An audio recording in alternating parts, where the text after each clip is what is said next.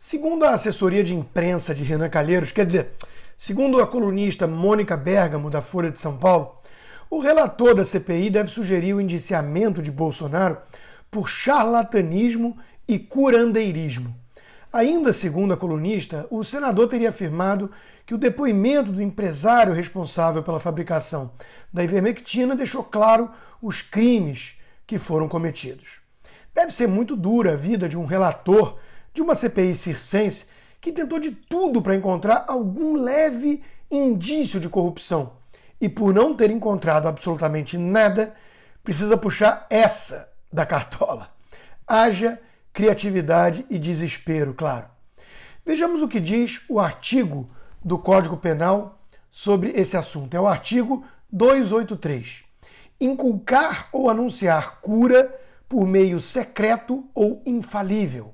Pena, detenção de 3 meses a 1 ano e multa.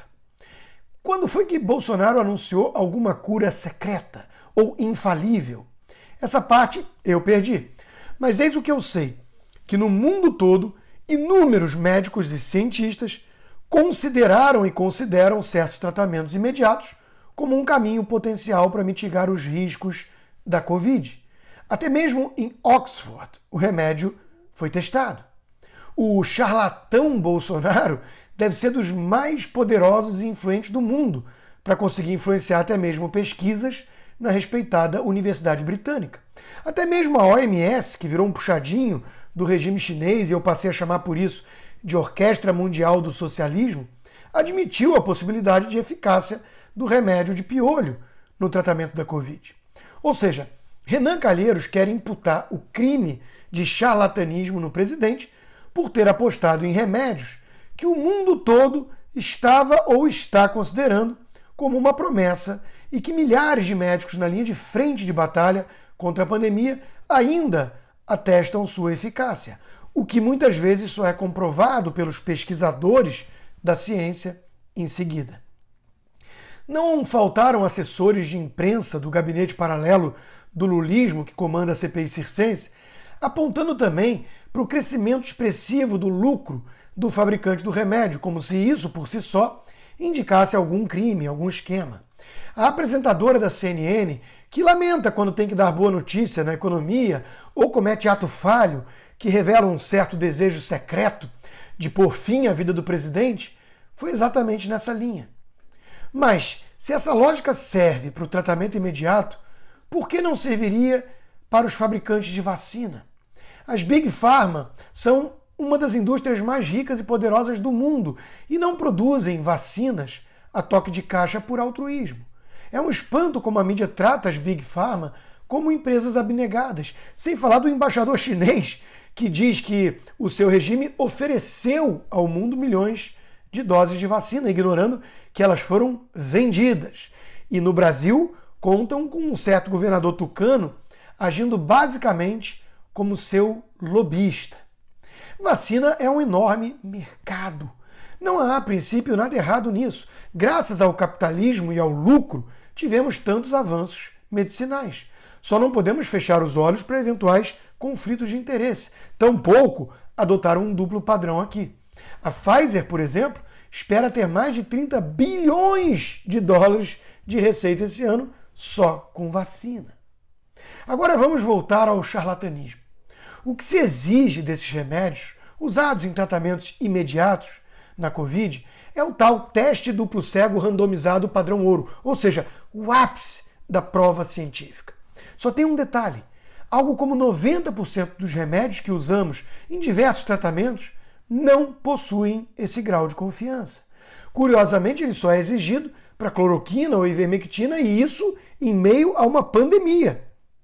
Falemos então de curandeirismo. Que tal usar dipirona para tratar a Covid?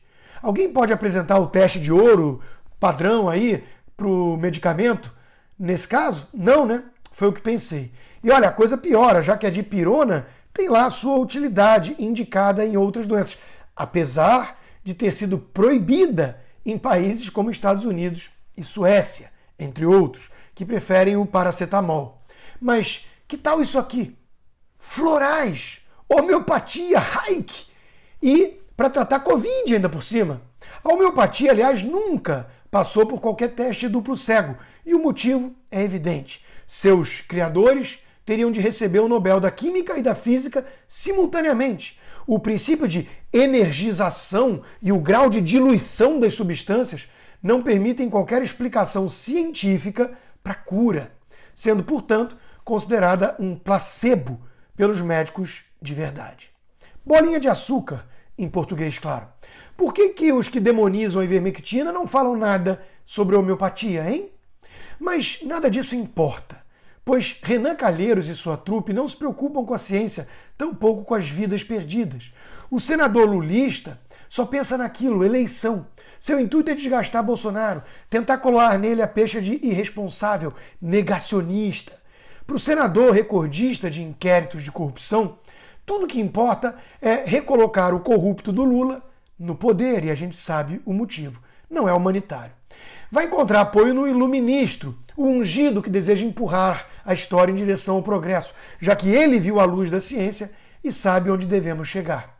Enquanto isso, ele mente sobre as urnas invioláveis. Aliás, charlatanismo é vender uma urna de 30 anos atrás como inviolável e como a cura contra fraudes, né?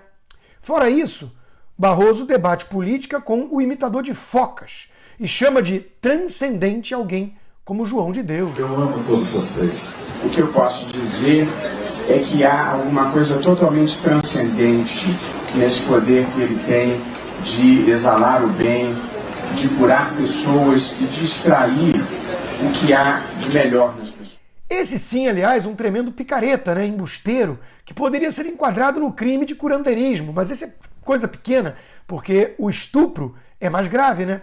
E não custa lembrar que o próprio Renan Calheiros também saiu em defesa do médium, viu? E não foi uma só vez. É muita ciência reunida, né? Um post-scriptum aqui. Por falar no imitador de focas, Felipe Neto admitiu estar com Covid, apesar de vacinado e totalmente isolado, segundo ele. Ele revelou que faz exame toda semana.